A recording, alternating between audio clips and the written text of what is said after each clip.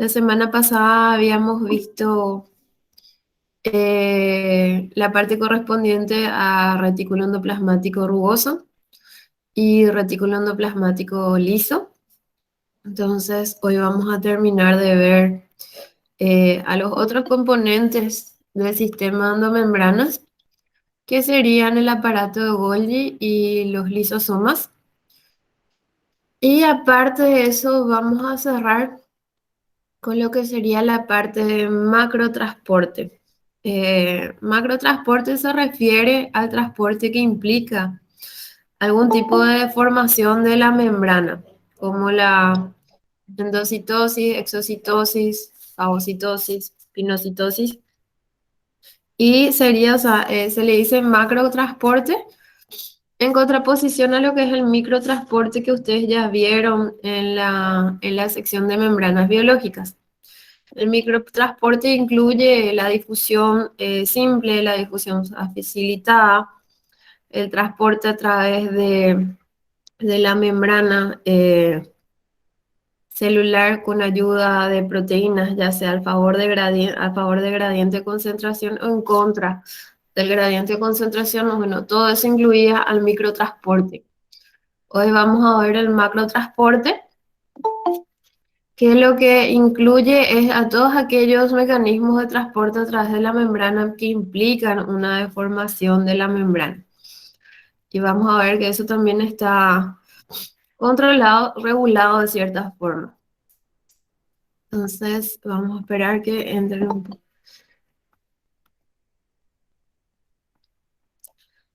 Bueno, entonces empezamos con la clase de hoy.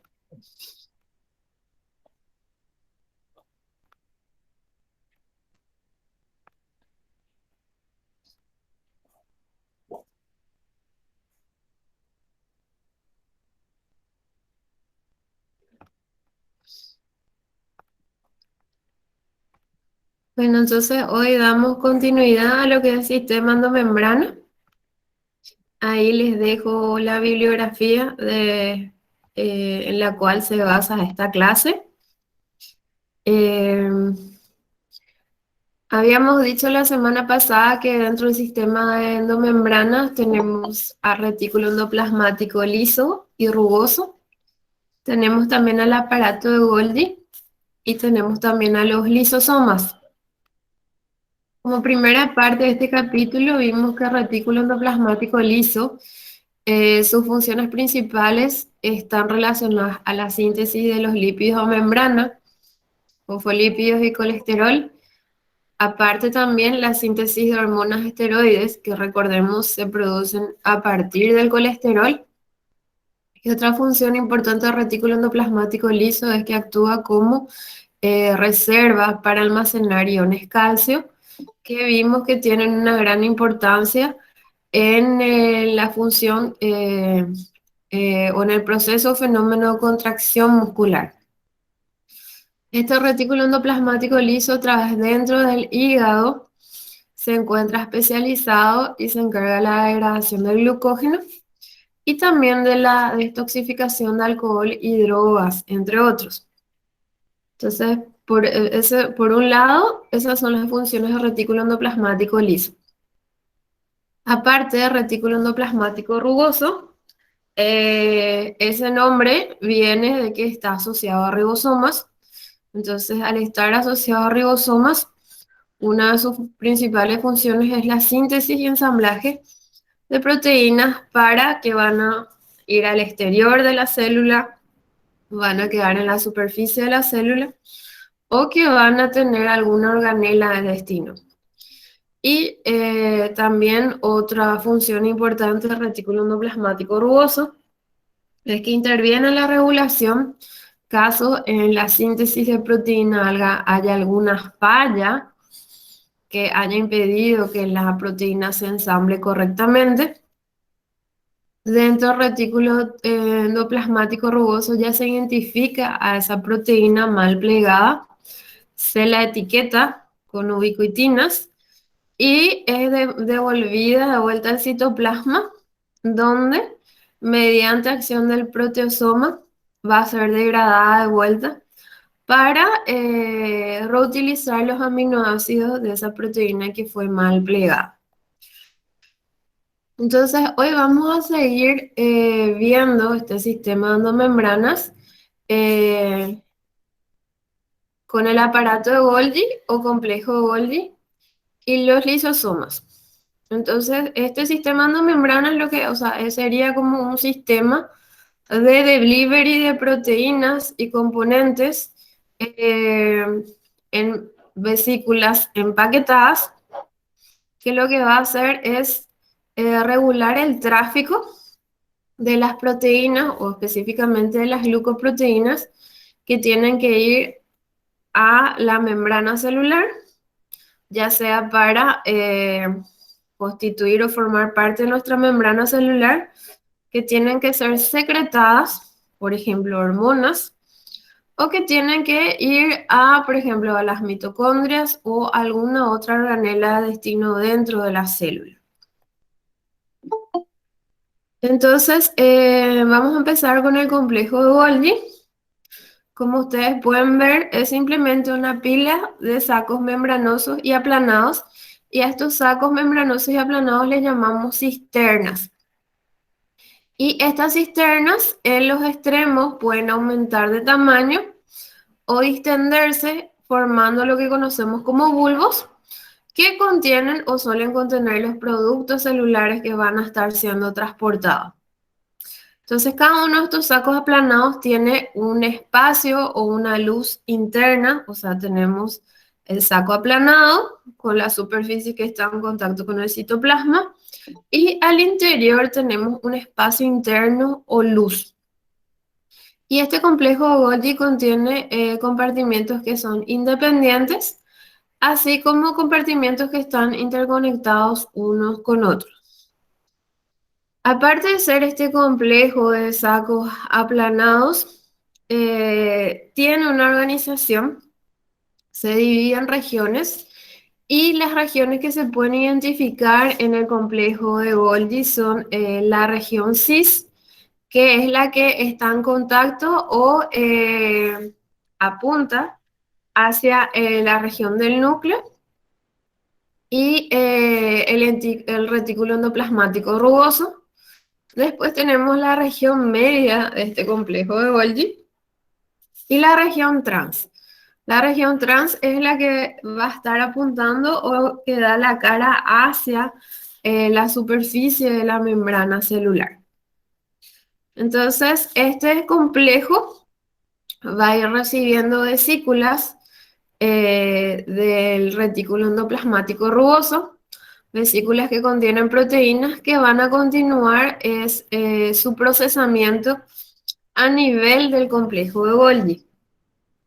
Entonces, entre las funciones de este complejo justamente se encuentra procesar, clasificar y modificar proteínas.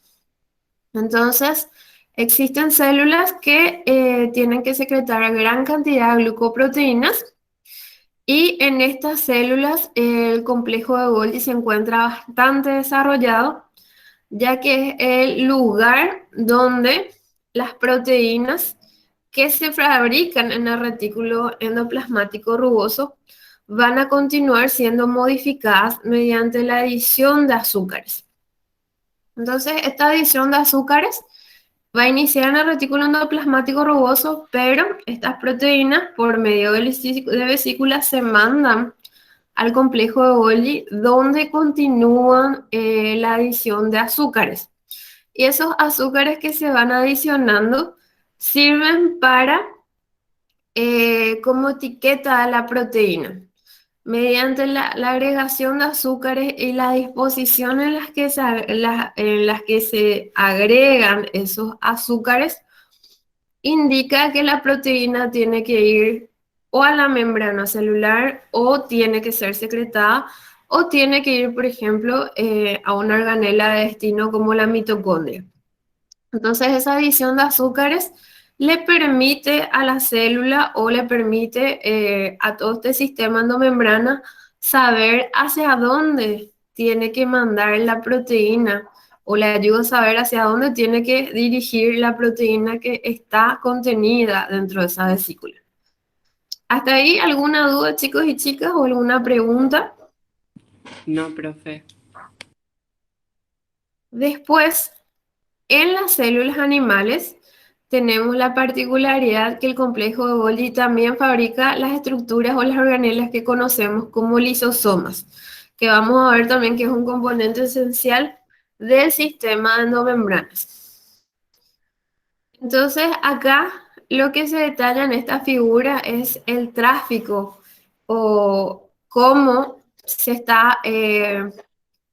va transportando las proteínas que se sintetizan en el retículo endoplasmático rugoso al aparato de Golgi y después a su destino final.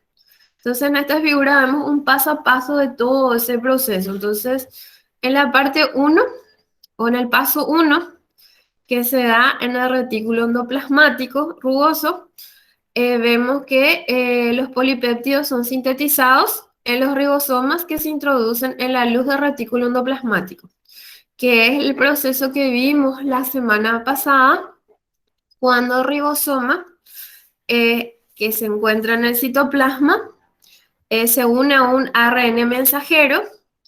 Ese ARN mensajero, si está destinado al retículo endoplasmático, la primera porción de la proteína corresponde a un peptido señal que le indica a ese ribosoma que tiene que ir hacia el retículo endoplasmático rugoso, y habíamos visto que eso ocurre mediante unión del péptido señal a una proteína que reconoce ese péptido señal. Después esa proteína va a ser reconocida por un receptor que se encuentra sobre la membrana externa del retículo endoplasmático rugoso, y ese receptor está asociado a una proteína canal o a una proteína translocadora que va a ser la responsable de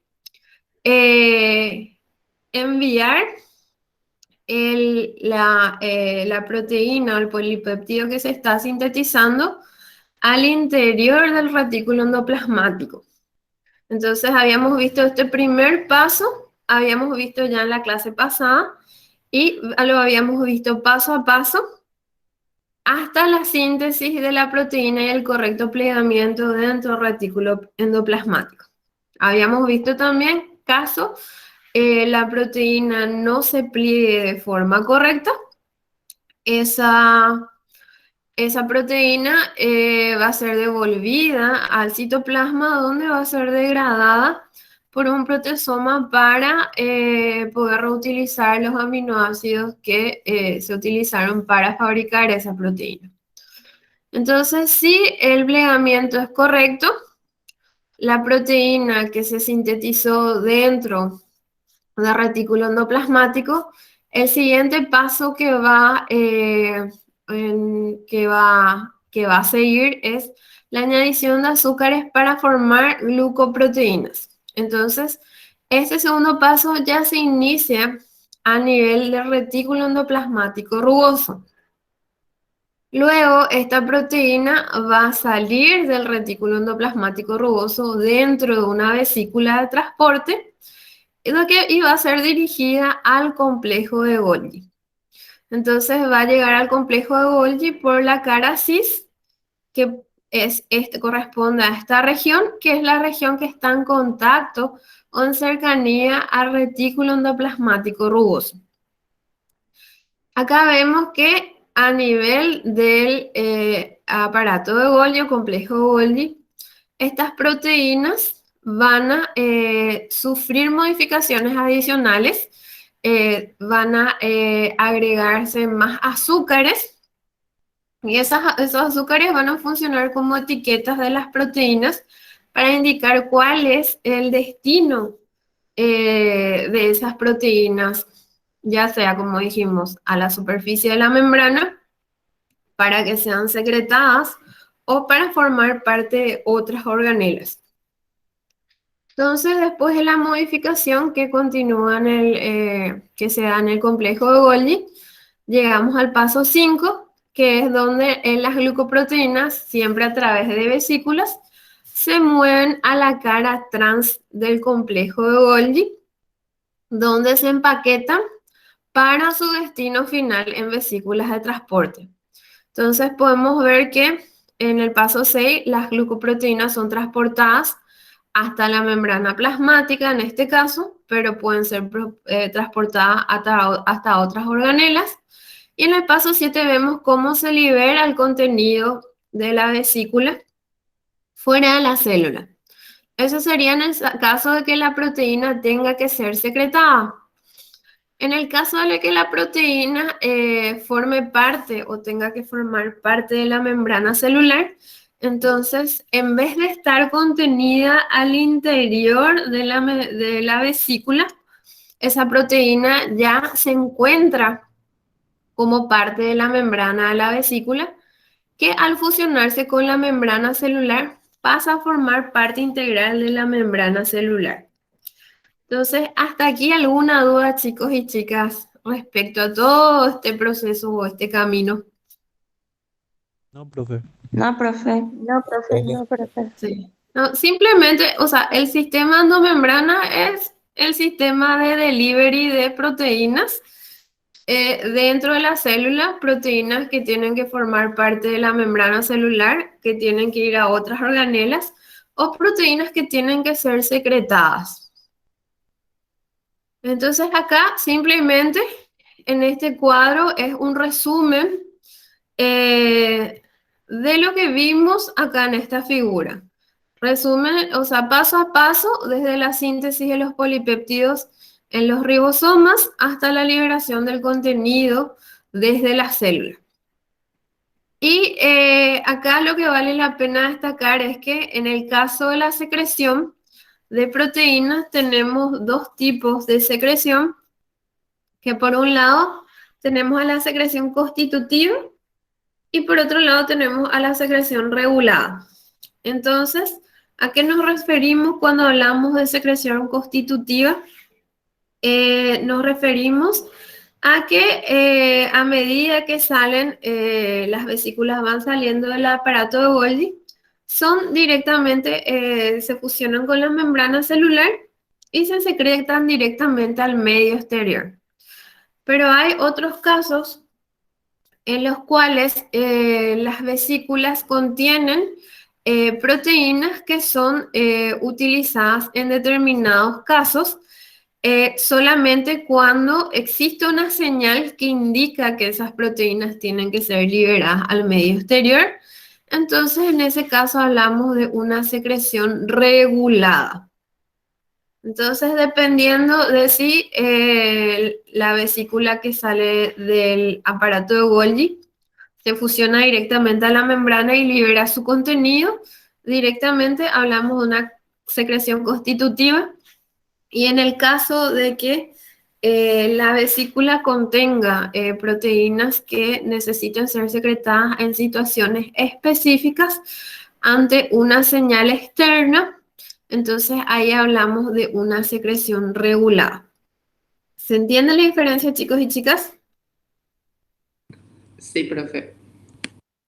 Bueno, continuamos. Otro componente muy importante de nuestro sistema endomembrana en las células animales son los lisosomas. Y los lisosomas son, digamos que vendrían a ser, creo que aquí en la clase alguien, no me acuerdo quién, pero había dicho, son como los estómagos de nuestras células. ¿Por qué? Porque son organelas que van a contener enzimas digestivas que si estuvieran en contacto con otros componentes celulares, nuestra célula va a terminar autodigiriéndose. Entonces, estas enzimas digestivas se encuentran contenidas dentro de estas organelas que conocemos como lisosomas. Acá vemos un lisosoma primario y acá vemos un lisosoma secundario. Vamos a ver cuál es la diferencia entre uno y otro.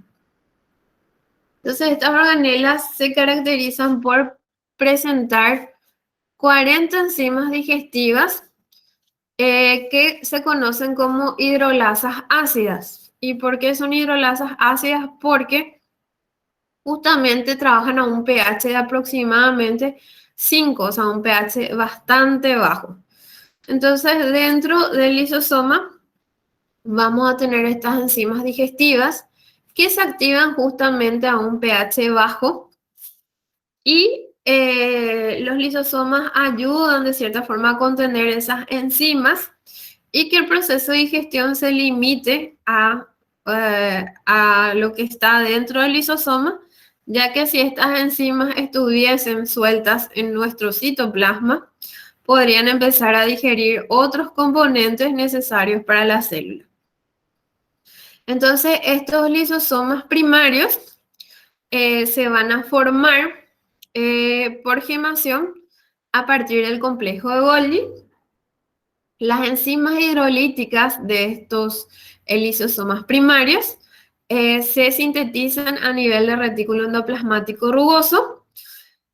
Luego, cuando estas enzimas terminan de sintetizarse, se les agregan azúcares y los azúcares que se les agregan son azúcares específicos que representan una señal o una etiqueta que le permite al complejo de Golgi clasificar esas enzimas para enviarlas a los lisosomas y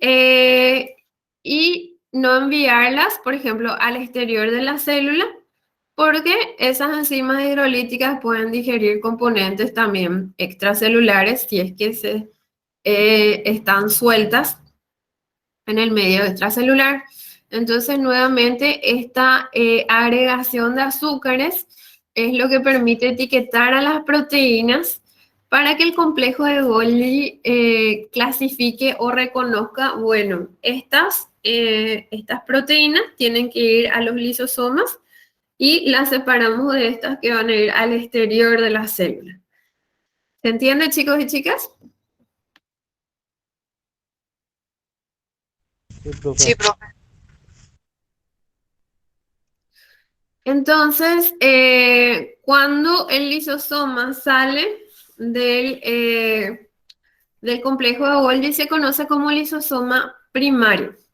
Sin embargo, una vez, por ejemplo, cuando una célula ingiere bacterias por fagocitosis, forma una vesícula con esas bacterias ingeridas y para proceder a la digestión de esas bacterias que fueron ingeridas, entonces esta vesícula se va a fusionar a un lisosoma primario para dar origen a un lisosoma secundario. Entonces, volviendo a nuestra imagen, este sería el lisosoma primario que está saliendo recién del complejo de Golgi. El lisosoma secundario ya sería un lisosoma que se unió o se fusionó con una vesícula que contiene, por ejemplo, en este caso, bacterias a ser digeridas. Entonces, un lisosoma secundario es un lisosoma que ya está activo, que sus proteínas o sus enzimas digestivas están en actividad, entonces está llevando a cabo un proceso de digestión. Entonces, por ejemplo, este proceso es sumamente importante en el sistema inmune, ya que, por ejemplo, existen células como los macrófagos, que se diferencian a partir de los monocitos que circulan en sangre periférica.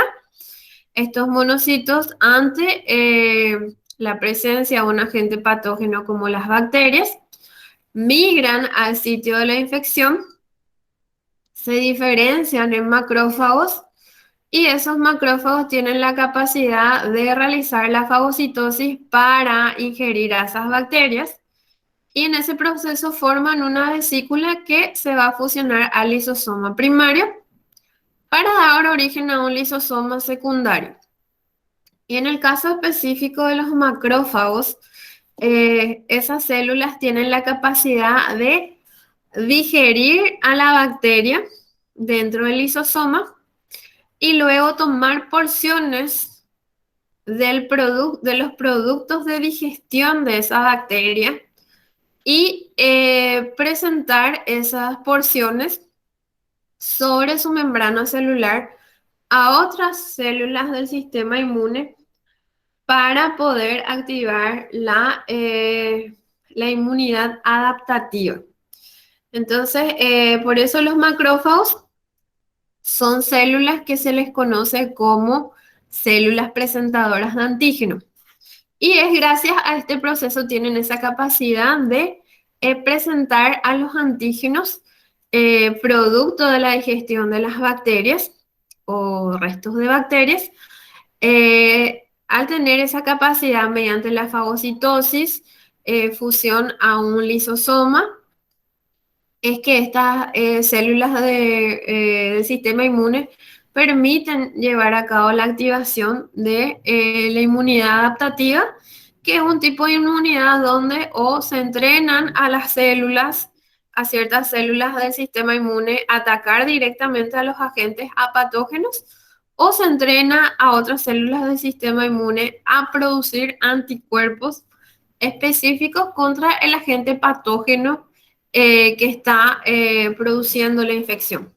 Entonces, ese mecanismo de presentación de antígenos es gracias a todo este proceso que involucra a la fagocitosis, que vamos a ver que es un tipo de macrotransporte, y a este trabajo de los lisosomas que forman parte del sistema endomembrana.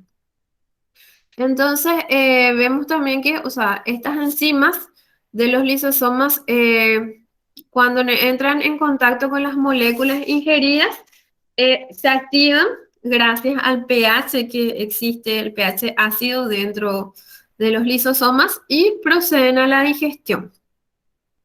También existe casos donde, por ejemplo, existen organelos que ya están dañados o viejos. Por ejemplo, ocurre mucho con las mitocondrias, que llega a un punto que van a ver que a nivel de las mitocondrias ocurre la respiración celular, y esa respiración celular muchas veces produce radicales libres o produce un exceso de electrones que están sueltos y que a lo largo van dañando a la mitocondria.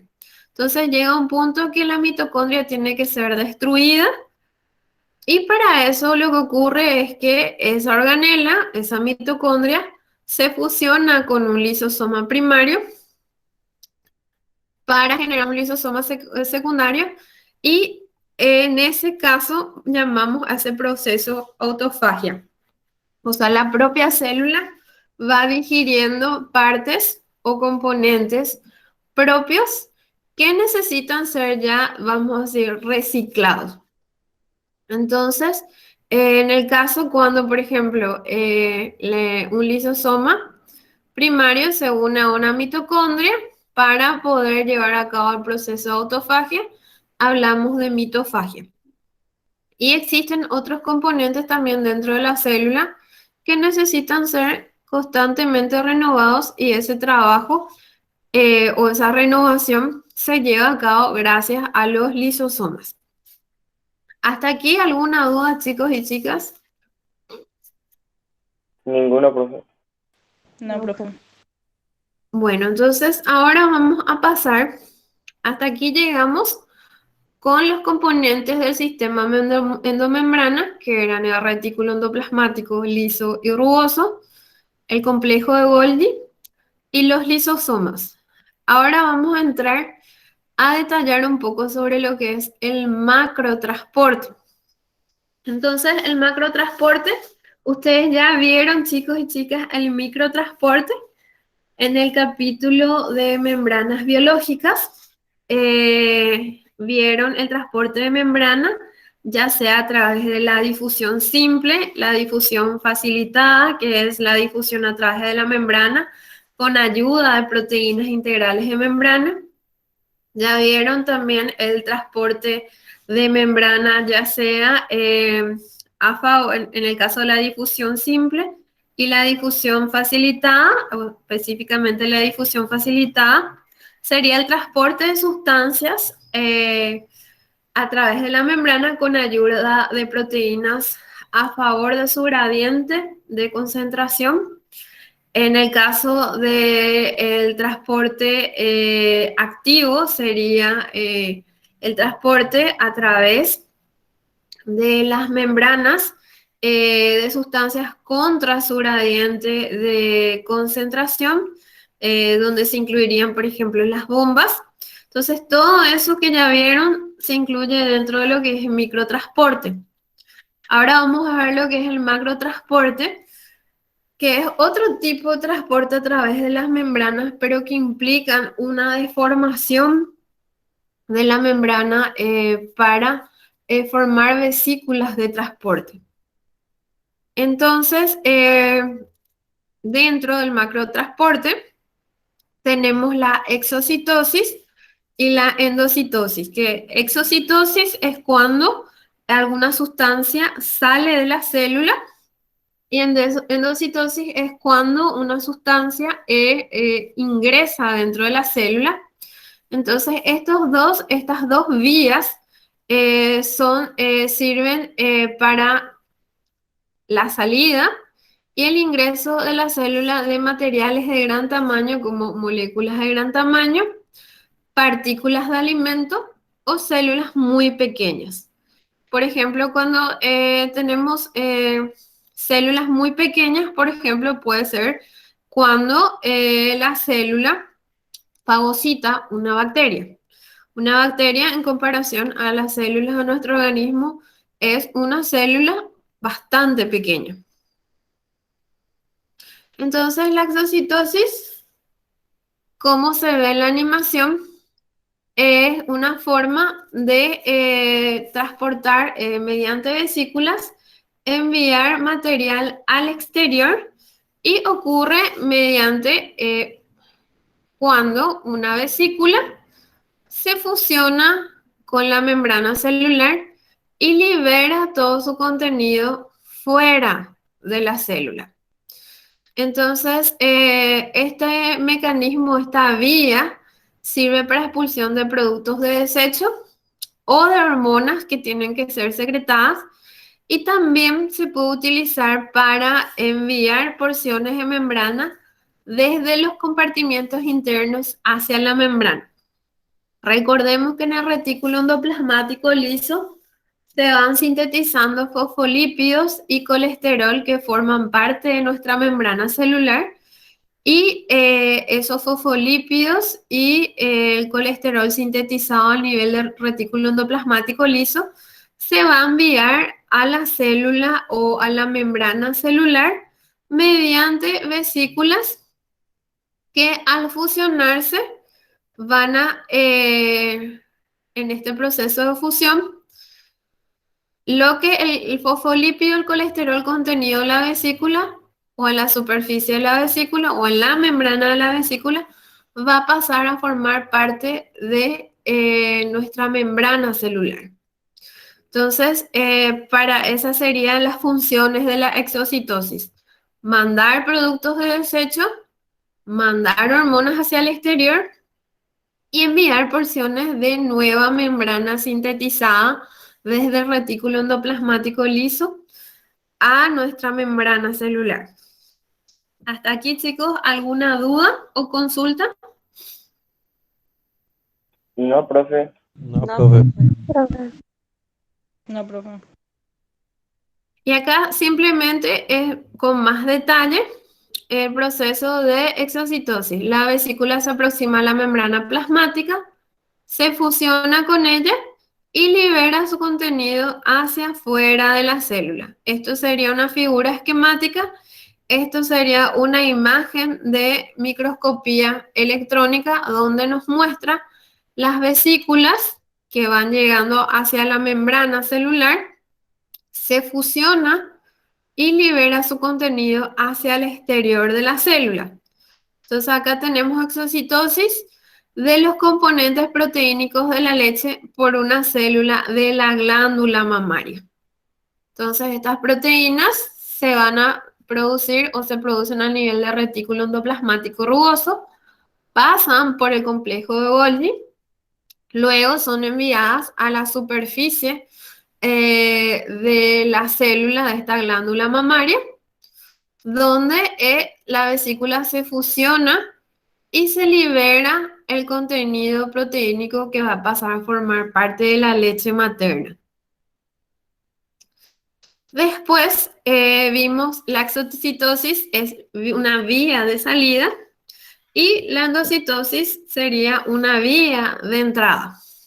Entonces, en la endocitosis vamos a ver que los materiales son introducidos al interior de la célula y dentro de este proceso de endocitosis se reconocen 3 tipos específicos que incluye a la fagocitosis, a la pinocitosis y a la endocitosis mediada por un receptor. Entonces vamos a ver ahora a continuación con detalle cada uno de estos 3 procesos que forman parte de la endocitosis. Entonces la fagocitosis, para así como ayuda o como ayuda a memoria, cuando fagocitosis hay que pensar en las células comiendo.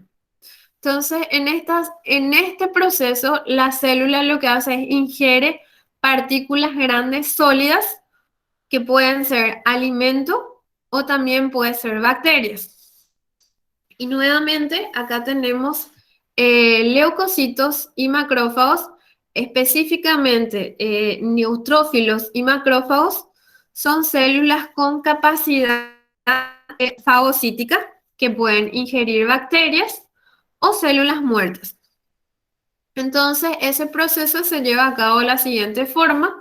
Durante la ingestión, como se ve aquí en la animación, los pliegues de la membrana plasmática encierran a la célula o partícula. Célula puede ser una bacteria pequeña, por ejemplo, y cuando la membrana rodea la partícula, se fusiona en el punto de contacto formando una vacuola. Esa vacuola puede entonces funcionarse con los lisosomas que degradan el material ingerido.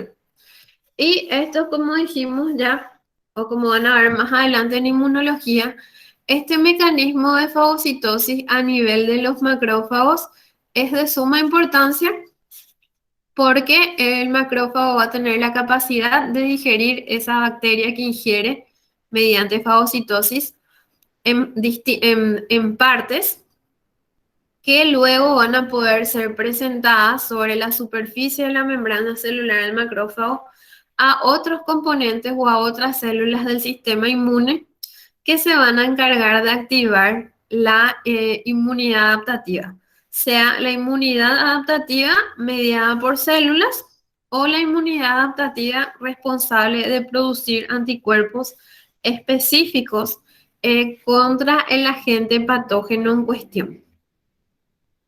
Entonces, la fagocitosis se encarga o es la introducción de partículas de gran tamaño sólidas dentro de la célula. Aquí, con más detalle, tenemos entonces en esta figura, vemos cómo los pliegues de la membrana plasmática producen o se produce una invaginación de la membrana para rodear a la partícula y luego, una vez que se produce ese fenómeno, se produce una vacuola que se desprende hacia el interior de la célula y esa vacuola luego se va a fusionar con un lisosoma primario para dar origen a un lisosoma secundario donde las enzimas hidrolíticas van a estar activadas para digerir los componentes que fueron o las partículas que fueron fagocitadas. Aquí vemos un ejemplo de una célula, otra célula del sistema inmune, que es el neutrófilo.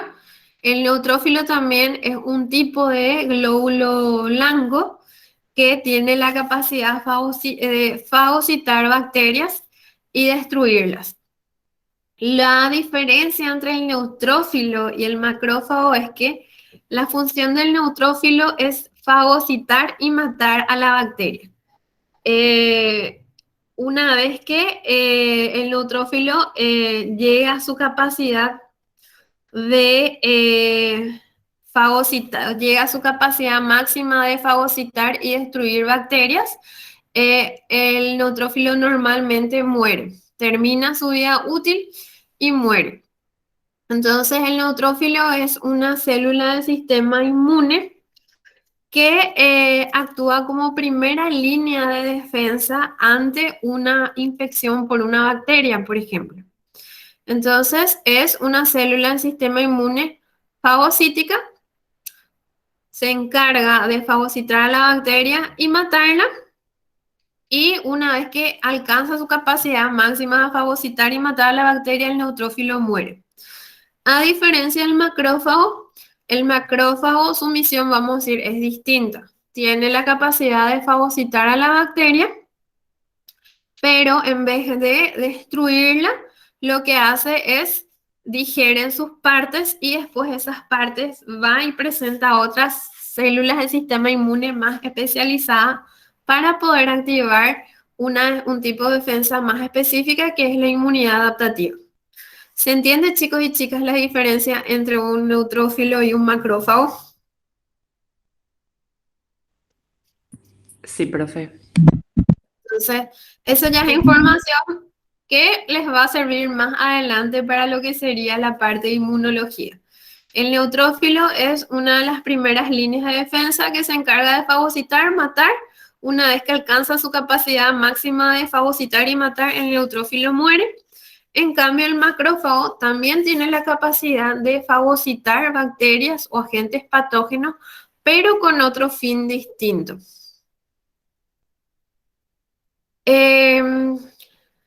Dentro de los mecanismos de endocitosis, el siguiente tipo de transporte o el siguiente tipo de endocitosis sería la pinocitosis, y en contraposición a la fagocitosis, que se caracteriza como células comiendo, la pinocitosis se trata o se caracteriza como células bebiendo. Entonces, lo que se incorpora dentro de la célula son pequeñas gotas de fluido o líquido desde el exterior, y se incorporan esas partículas o gotas de líquido, se incorporan mediante la formación de vesículas al interior de la célula. Entonces, acá vemos un ejemplo de pinocitosis, que sería a nivel de las microvellosidades que forman parte o que están presentes en las células que recubren el intestino delgado. Entonces vemos que en este primer paso, pequeñas gotas de fluido van a ser atrapadas por los pliegues de la membrana plasmática. Estos pliegues pueden formar vesículas que luego se van a desprender de la membrana, y el contenido dentro de estas vesículas, el contenido, las gotas de líquido dentro de estas vesículas, se van a ir después liberando lentamente hacia el citosol. Entonces, la fagocitosis se trata de células que están comiendo, o se trata de la incorporación a través de la formación de vesículas de partículas sólidas. Y por otro lado, la pinocitosis se caracteriza como células bebiendo, y se trata de la incorporación de partículas de líquido a través de la formación de vesículas en la membrana plasmática, y después esas vesículas van a liberar lentamente el contenido de estas gotas líquidas hacia el citoplasma o dentro del citosol. Por último, aparte de la fagocitosis y la pinocitosis, tenemos un tipo especial de endocitosis que se conoce como endocitosis mediada por receptores. Y acá tenemos un ejemplo de endocitosis mediadas por receptores de lipoproteínas de baja densidad. Entonces vemos que cuando llega una partícula de lipoproteína de baja densidad a la célula, esta partícula es reconocida por receptores específicos de la membrana celular que conocemos como receptores de lipoproteínas de baja densidad. Entonces, esta partícula, en vez de ingresar directamente dentro de la célula, lo hace mediante la unión a receptores o proteínas que se encuentran sobre la membrana de la célula que reconocen de forma específica a esta partícula o lipoproteína a baja densidad. Aquí también vamos a ver que en la región donde se encuentran estos receptores que reconocen a esta partícula de lipoproteína a baja densidad, vemos que se encuentra una proteína también que se llama clatrina, que es una proteína que permite o ayuda a que o facilita la formación de la vesícula para englobar a esta lipoproteína de baja densidad. Entonces, aquí, esta vesícula se va a formar gracias a que esta partícula es reconocida por receptores específicos de esta partícula y además por la presencia de estas proteínas que conocemos como proteínas de revestimiento que permiten la formación de esta vesícula. Una vez formada la vesícula, estas proteínas son liberadas y recicladas nuevamente para que queden en la superficie de la membrana para la siguiente vez que se necesite de la formación de esta vesícula. Y acá continúa continúa el procesamiento de la vesícula con la lipoproteína de baja densidad que va a ser liberada y fusionada con un lisosoma primario para poder ser procesado y liberar el colesterol que contienen estas lipoproteínas de baja densidad. Por otro lado, los receptores que permitieron o hicieron posible la incorporación de esta partícula son nuevamente liberados y enviados a la superficie de la membrana celular, donde nuevamente se asocian con esta proteína clatrina para luego cuando llegue la siguiente partícula de lipoproteína a baja densidad que tenga que ser procesada, nuevamente pueda unirse a los receptores y gracias a la clatrina se pueda formar la vesícula que va a permitir incorporar a esta partícula. Entonces, dentro de la endocitosis, tenemos este tipo particular de endocitosis que lo conocemos como mediado o endocitosis mediada por receptores.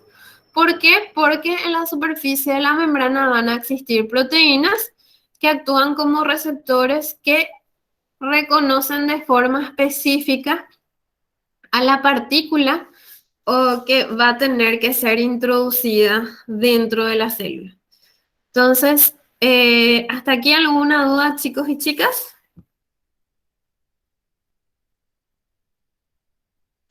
No, profe. No, profe. No entiendo. Entonces, bueno, para cerrar, tenemos dentro del macrotransporte, tenemos la exocitosis, que es una vía de salida, y la endocitosis, que es una vía de entrada dentro de la célula. Dentro de la endocitosis vamos a tener la fagocitosis, que implica el ingreso de partículas sólidas dentro de la célula. La pinocitosis que implica el ingreso de partículas de líquido dentro de las células. Y este último caso, que es la endocitosis mediada por receptores, en la cual para la formación de estas vesículas que van a ingresar a una sustancia, existen receptores en la membrana que reconocen de forma específica a la partícula que va a ser ingresada. Ejemplo concreto sería la endocitosis de lipoproteínas de baja densidad, que sirven para qué? Para, una vez digerida estas lipoproteínas de baja densidad, se libera el colesterol que puede pasar a formar parte de la estructura de las membranas, ya sea de nuestra célula o de las organelas. Y aquí vemos con más detalle este proceso en unas imágenes de microscopía electrónica. Entonces, para detallar con más, de forma más didáctica, este proceso de tanto de transporte de proteínas desde el retículo endoplasmático hasta la superficie de la membrana celular, y también la importancia de estas proteínas como la clatrina en este proceso de transporte como la endocitosis, vamos a ver dos videitos que les puse también a disposición en la plataforma. Pero antes de pasar a los videitos, vamos a hacer una pausa de 10 minutos y retomamos a la vuelta, retomamos la clase con esos dos videos animados. ¿Ok? Gracias, profe. Ok, Sí, profe. profe. Vale, Entonces, profe. Sí, profe. 9 y Gracias, 5 profe. nos encontramos de vuelta. Sí, profe.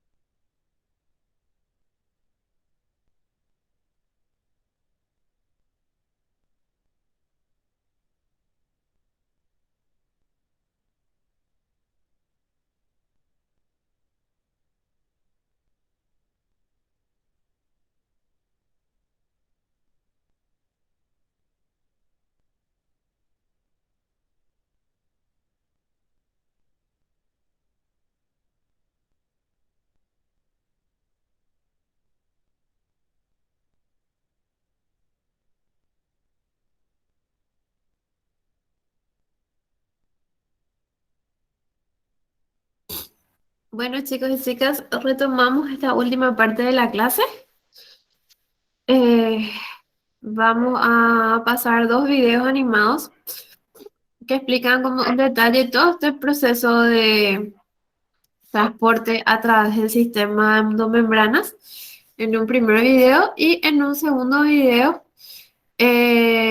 vamos a ver con más detalle el transporte de vesículas y cómo se forman estas vesículas con ayuda de proteínas como la clatrina.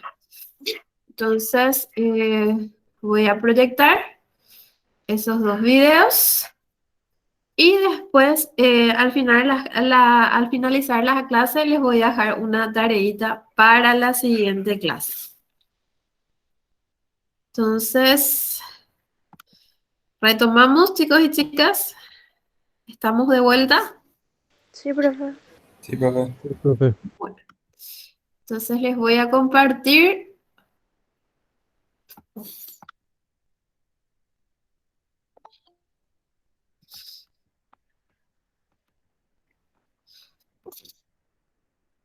¿Se escucha el audio, chicos y chicas? No, profe. En este vídeo veremos los procesos de transporte que se ocurren en el interior de la célula. ¿Se escucha bien? Sí, Sí. sí, profe. Sí, profe. Dale. Entonces, A través de vesículas para transportar proteínas o para proteger. sí, Si apagas tu micrófono va a ser mejor, así no se escucha el eco. dale. Cierro mi micrófono. Transportar lípidos de membrana y distribuirlos entre los distintos orgánulos o para ser secretados al exterior de la célula. Los mecanismos de transporte que tienen lugar es a través de vesículas. Estas vesículas se van a formar en el retículo endoplasmático, en el aparato de Golgi o en la membrana plasmática para llevar a cabo procesos de transporte. En un vídeo que veremos a continuación analizaremos cómo se forman estas vesículas, pero para que sepáis cuáles son las rutas de transporte vamos a ver este primer vídeo. Entonces, para movilizar vesículas que vayan desde el retículo endoplasmático hacia el aparato de Golgi, se formarán vesículas en algunas partes, en algunas regiones de la membrana del retículo endoplasmático y viajarán hasta el aparato de Golgi, de modo que introducirá o verterá todo el contenido de esas vesículas, que bien pueden ser proteínas hidrosolubles, proteínas de membrana o lípidos, en el aparato de Golgi, donde sufrirán distintas modificaciones y podrán o bien volver al retículo endoplasmático, lo que llamamos transporte de retorno, o bien viajar hacia adelante, ¿vale? En un proceso que se llama exocitosis, o bien para la formación de lisosomas, es decir, que a partir del aparato de Golgi, aparte de las vesículas que retornen hacia el retículo endoplasmático, se podrán formar vesículas que vayan a dar lugar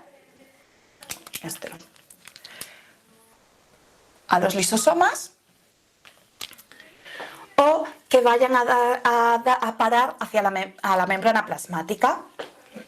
Bien, para mantener la estructura de la membrana plasmática o bien para ser secretado al exterior de la célula, en un proceso que se llama exocitosis. Los procesos de exocitosis, recordar que hay de 2 tipos, uno que es la exocitosis constitutiva, que es la exocitosis por defecto que tiene toda la célula para mantener tanto la estructura de la membrana plasmática como el glucocálix y la matriz extracelular. Es decir, son los mecanismos o los procesos de secreción para aportar hacia el exterior pues el colágeno, los azúcares de la matriz extracelular, o para ir introduciendo en la membrana plasmática las distintas proteínas integrales o proteínas periféricas. Y después tenemos la exocitosis regulada, que la llevan a cabo células específicas, células que tienen función de secreción, por ejemplo, aquellas que sintetizan hormonas y que tienen que ser secretadas fuera de la célula para actuar como molécula señal en distintas partes del organismo.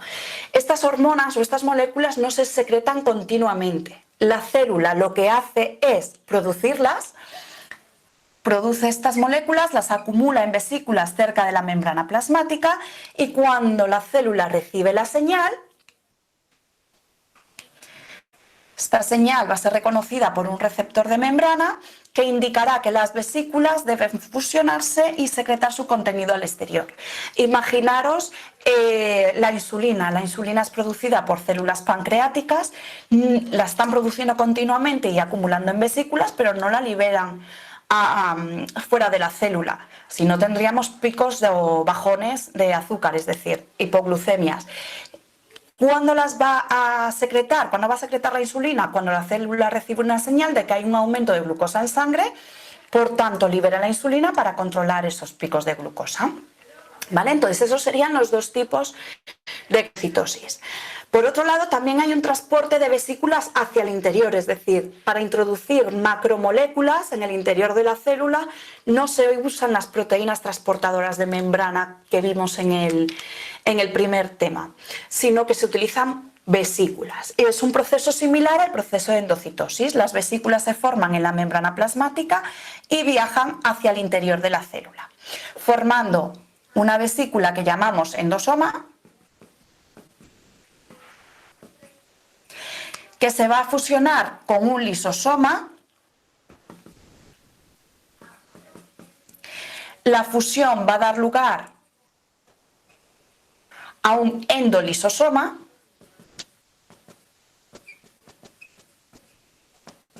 en el cual se activan las enzimas hidrolíticas que había en el lisosoma y se van a empezar a trocear, a digerir todas las moléculas que se habían introducido a través de este endosoma. Dentro de la endocitosis también tenemos varios tipos. Tenemos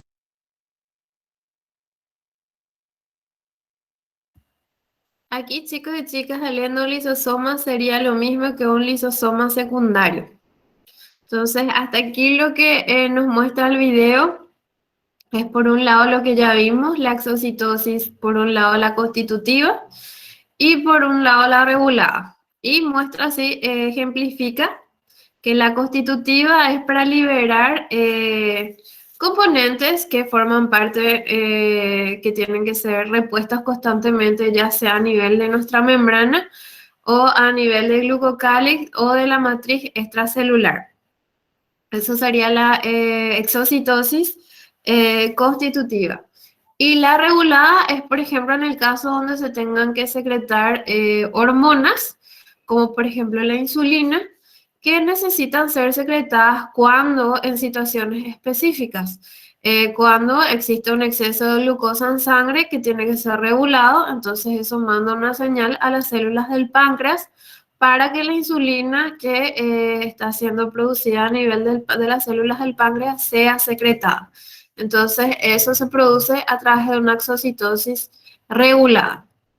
Después nos detalla, el video nos detalla el proceso de endocitosis con la formación de la vesícula endosoma que va a englobar el contenido que va a ser ingresado a la célula y después la posterior fusión de ese endosoma a un lisosoma para formar lo que en el video nos detalla como endolisosoma, que vendría a ser el lisosoma secundario. Entonces, continuamos. Tenemos la pinocitosis, que es un proceso por el cual se introduce componente hidrosoluble, ¿vale? Se introduce agua con distintas moléculas disueltas. Tenemos una endocitosis mediada por receptor,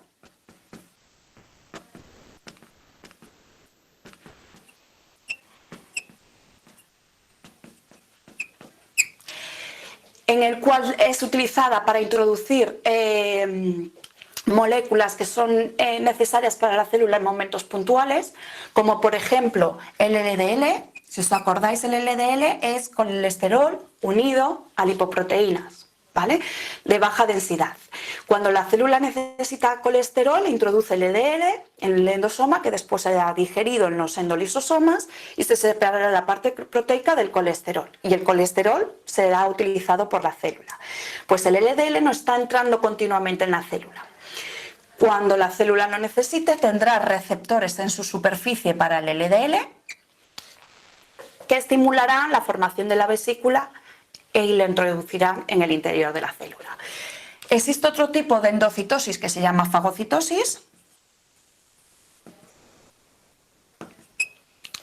La fagocitosis es un tipo de endocitosis especializada que solo pueden llevar a cabo células fagocíticas, que son células del sistema inmunitario, como son macrófagos, neutrófilos y células dendríticas, para digerir o para introducir dentro de la célula y que sea digerido, pues células tumorales, bacterias, virus, células infectadas por virus, ¿vale? Estos fagocitos van a reconocer estructuras celulares extrañas, ¿vale?, que no reconoce habitualmente para digerirlas en el interior de la célula.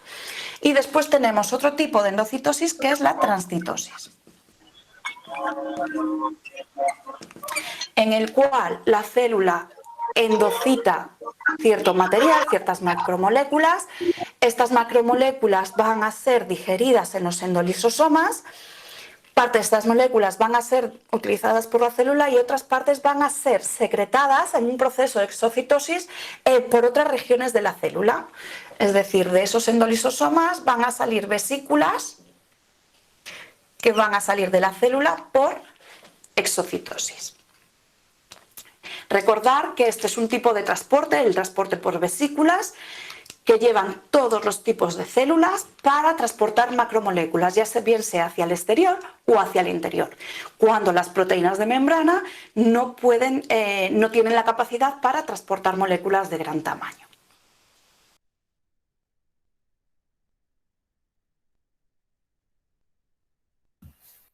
Entonces ese es un video que pongo a disposición en la plataforma para que ustedes puedan consultar, chicos y chicas, que es un resumen de lo que es el macrotransporte.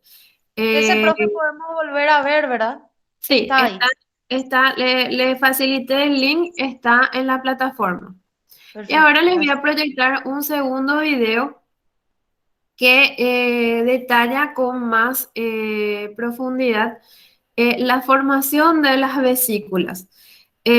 Para que esas vesículas o esas invaginaciones en la membrana se puedan formar, existen proteínas como la clatrina que intervienen y que facilitan la formación de esas vesículas. Entonces, en este segundo video que les voy a proyectar, vamos a ver con más detalle la función de esas proteínas. Entonces, pasamos.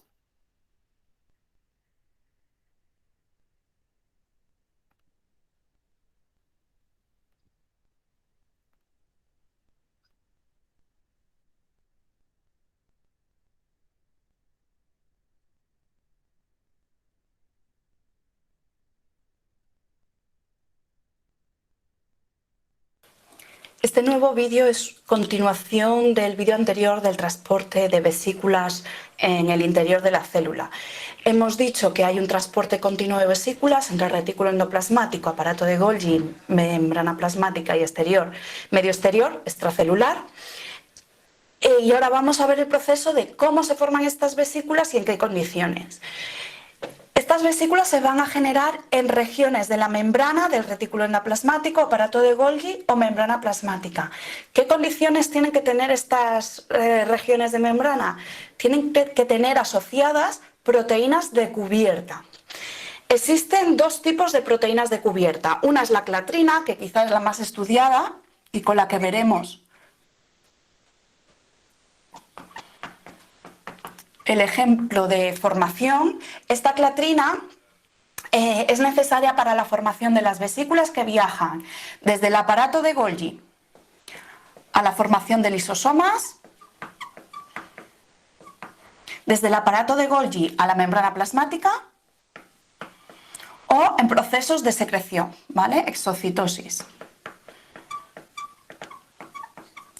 Y también va a funcionar en procesos de endocitosis, es decir, procesos en los cuales la célula incorpora macromoléculas desde el medio extracelular.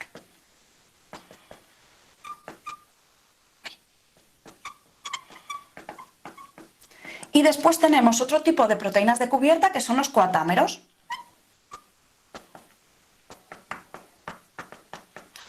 Y dentro de los coatámeros tenemos dos tipos, coatámero 1 o COP1 y coatámero 2 o COP2.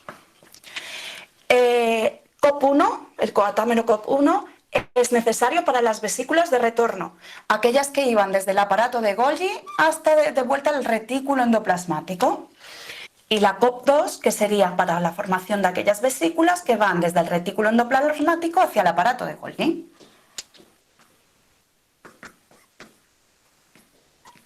Vale, entonces vamos a ver ahora cómo se forman estas vesículas. Imaginaros, vamos a poner, por ejemplo, el ejemplo de las clatrinas y un proceso que vaya desde el aparato de Golgi hacia la membrana plasmática. Pero básicamente funcionaría igual en todos los procesos, ¿vale? Entonces, imaginaros que aquí tenemos el aparato de Golgi y aquí tenemos la membrana plasmática. Para que se forme la membrana en el aparato de Golgi, hemos dicho que tiene que ser en regiones específicas donde haya esas proteínas de cubierta. ¿Cómo llegan las proteínas de cubierta a esas regiones de la membrana? Va a haber primero proteínas de reclutamiento para las proteínas de cubierta que se van a colocar en la membrana, son proteínas 3 membrana del aparato de Golgi. Estas son las proteínas de reclutamiento. A continuación va a haber unas proteínas por fuera del aparato de Golgi, en la cara citosólica, que van a funcionar como proteínas de unión, de adhesión, a las que llamamos adaptinas. Y por último, a estas adaptinas se van a unir las proteínas de cubierta, que en este caso van a ser clatrinas. Entonces, en estas zonas ya se podría formar una vesícula. Entonces, las moléculas que se tengan que transportar, ya sean proteínas o lípidos, se tienen que poner en estas regiones, ¿vale? Si son moléculas hidrosolubles, se van a unir a receptores que van a estar en estas regiones y se van a unir a ellas. Y si son proteínas de membrana, van a ir anclados a la membrana plasmática, ¿vale? Entonces, a continuación se va a producir el proceso de gemación. ¿Cómo ocurre esto? Es decir, la membrana del aparato de Golgi sufre un proceso de evaginación. Va a continuar exactamente igual, va a tener las adaptinas, las proteínas de reclutamiento y las proteínas de cubierta y todo el material que transporte, ¿vale? Ahora ya no lo dibujo para simplificarlo, pero aquí iría pues, los receptores con las proteínas a transportar o esas proteínas liposolubles insertadas en la membrana de la vesícula. A continuación se tiene que soltar la vesícula. ¿Quién hace esto? ¿Quién facilita esto? Una proteína que se llama dinamina.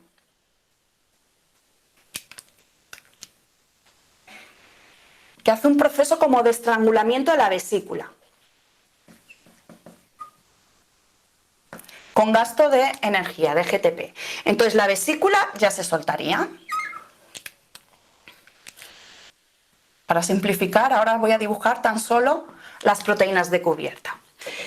¿Qué pasaría ahora? En las vesículas de clatrina, normalmente una vez que la vesícula se ha desprendido, una vez que la dinamina ha funcionado, la clatrina se desprende también. Sin embargo, parece ser que en las vesículas formadas con proteínas de cubierta de tipo coatámero, este se mantiene hasta el proceso de fusión.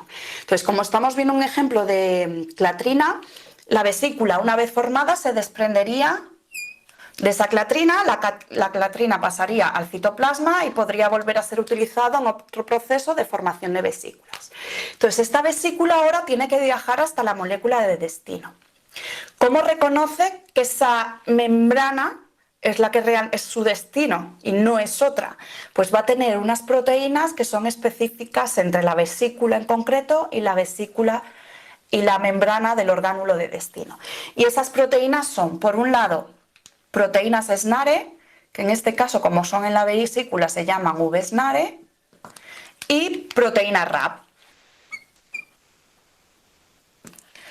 ¿Vale? En la membrana de destino, en este caso la membrana plasmática, va a haber un receptor para RAP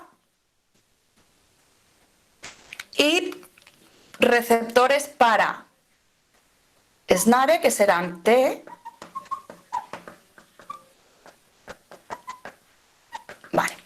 Entonces, lo primero que ocurre, voy a poner aquí el proceso. Esta es la membrana plasmática. Esta es la vesícula con RAP. Lo primero que ocurre es que RAP se va a unir a su receptor. Si es el receptor correcto, se permite la unión. Si no es el receptor correcto, es que esta vesícula estará equivocada y este no sería su orgánulo de destino.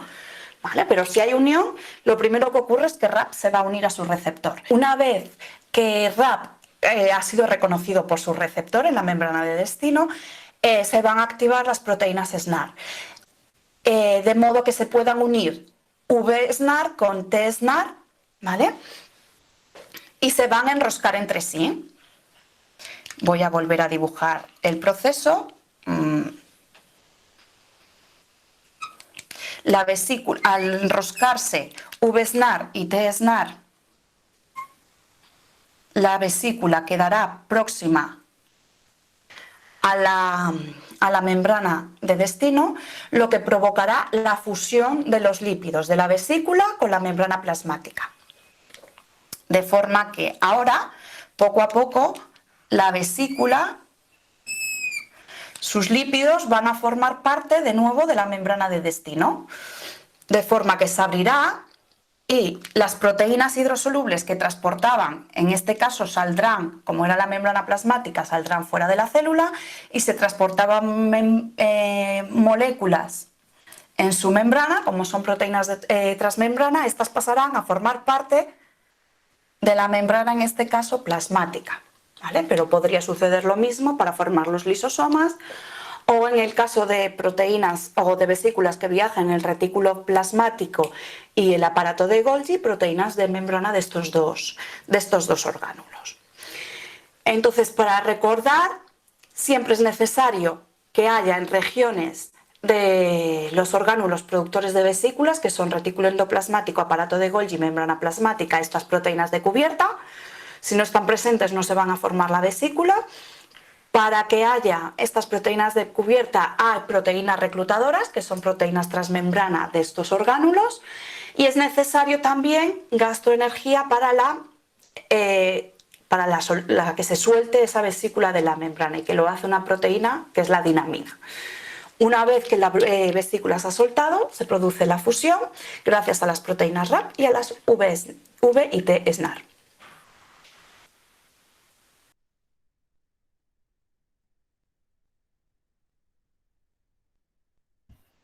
Bueno, este segundo video era para ilustrar que en el proceso de formación de vesículas no es un proceso que ocurre completamente al azar o de forma así totalmente random, sino que existen regiones de la membrana donde se asocian estas proteínas de cubierta, sea la clatrina o los coatámeros, que son COP1 y COP2.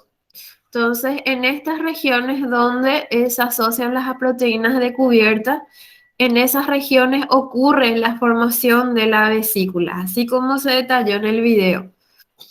Y si la presencia de la clatrina, si esa proteína cubierta es clatrina o COP1 o COP2, va a depender de cuál es el origen de la vesícula, de dónde está saliendo nuestra vesícula y hacia dónde va.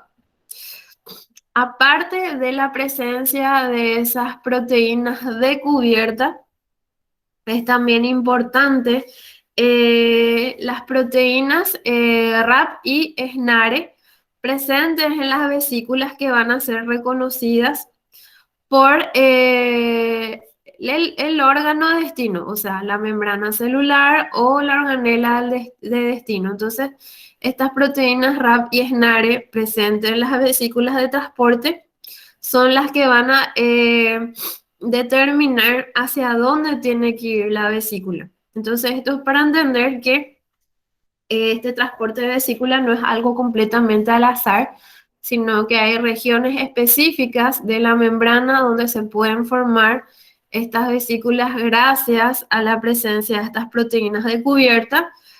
Y aparte de esas proteínas de cubierta, se le suma otro tipo de proteínas a la vesícula que vimos que son RAP y SNAR, que son las proteínas que indican o guían el destino de esa vesícula. Entonces, mediante la acción de esas proteínas, es que en nuestro sistema endomembrana existen regiones específicas de formación de vesículas, y una vez que esas vesículas se forman, están dirigidas de forma específica, ya sea a la membrana celular o a la organela de destino. Bueno, ahora como última parte de la clase, les voy a dejar el trabajo o la tarea para la semana que viene. Y existen momentos o existen, por ejemplo, fallas en el sistema endomembrana. Específicamente, por ejemplo, puede existir fallas a nivel del lisosoma que nos dan origen a lo que conocemos como enfermedades por almacenamiento lisosomal. ¿Y en qué consisten esas enfermedades? Muchas veces existen fallas o defectos en las enzimas que están dentro del lisosoma, y al existir esa falla en las enzimas, entonces hay compuestos que normalmente deberían ser degradados o digeridos, pero no ocurre porque falta una enzima que pueda digerir o degradar el compuesto correspondiente.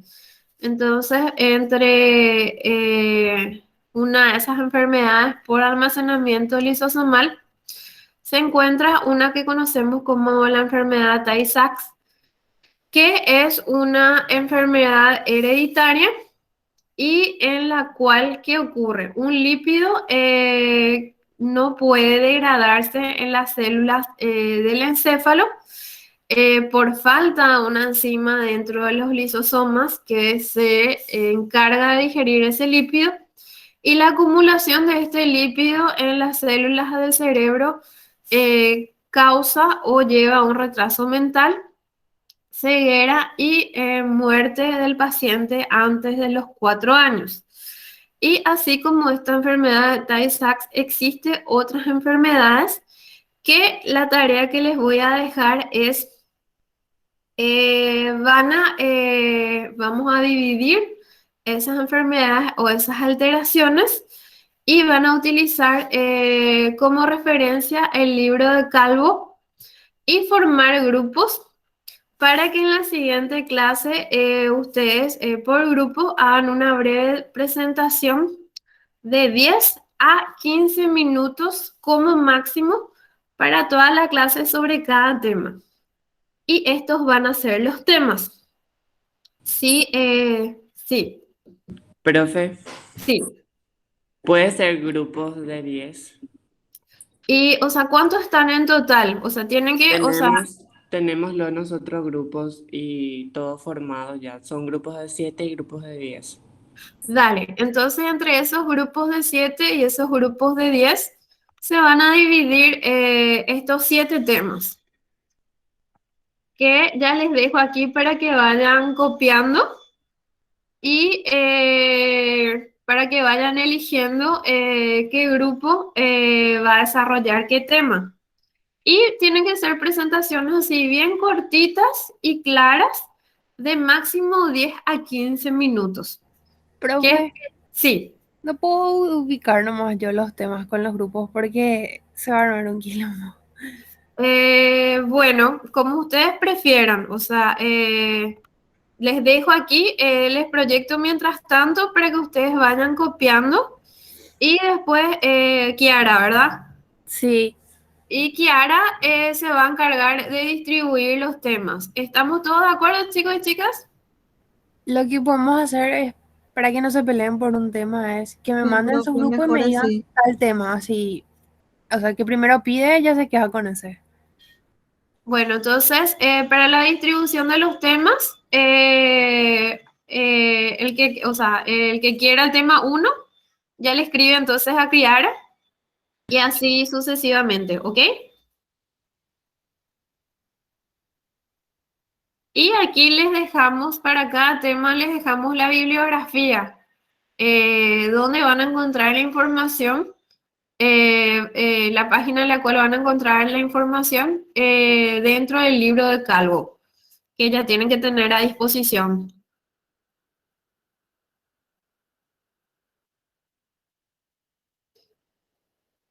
El libro de Calvo ya lo tienen a disposición, chicos y chicas.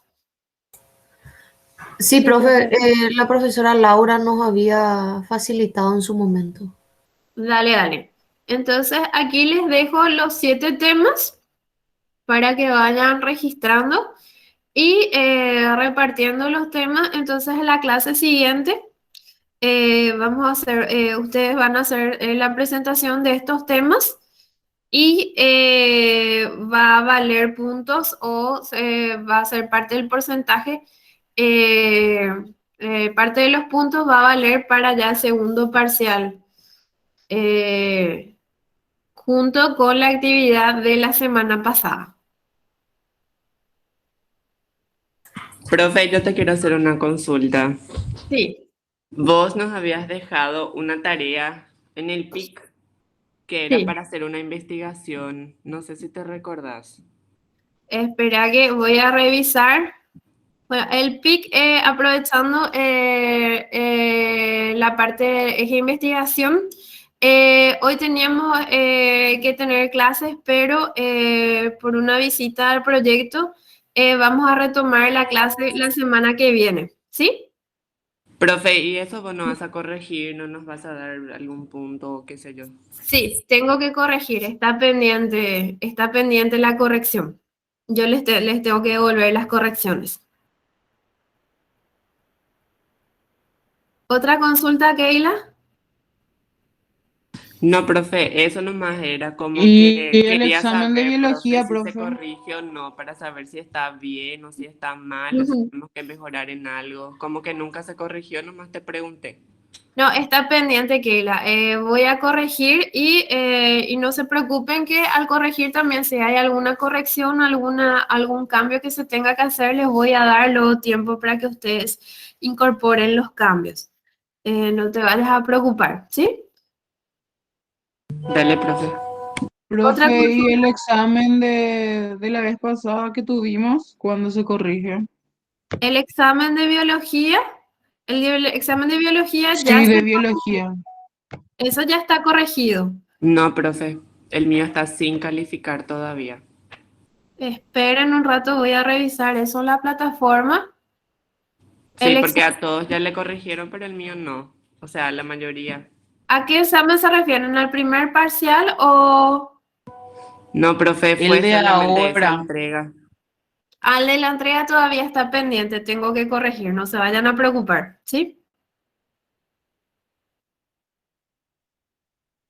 Eso tengo pendiente el cuestionario de la semana pasada y el examencito. Entonces, no se vayan a preocupar que voy a poner eso al día. ¿Sí? Antes del segundo parcial. Entre paréntesis, vamos a revisar ya la fecha de nuestro segundo parcial.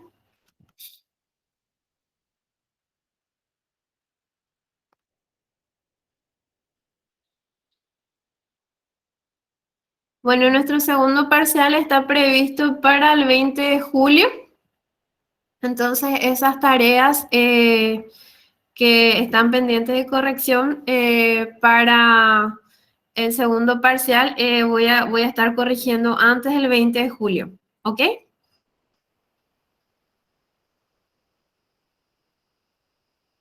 ¿Alguna otra duda o consulta, chicos y chicas? ¿Para qué día es la posición, profe? ¿Para el martes Para de la este semana que jueves. viene? No, Ah, para para este este jueves. jueves. Sí, Ah, para ok, este profe, jueves. gracias. Entonces, Profe, ¿y todos los integrantes tienen que exponer o solo un grupo o solo una persona? sería, o sea, todos los integrantes tienen que poner para que yo pueda avalar la participación de cada integrante. Ay, ¿se va a hablar nomás o se puede presentar un PowerPoint o algo así?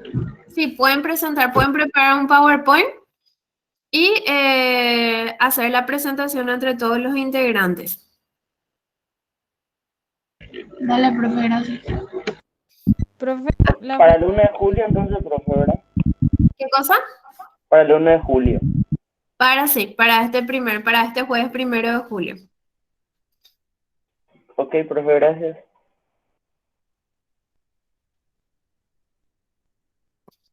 Entonces ya pueden aprovechar ya que hoy no vamos a tener clases del eje investigación, aprovechen ese tiempito para dividirse los temas y ya ir revisando y ponerse de acuerdo de cómo van a hacer la presentación dentro de cada grupo.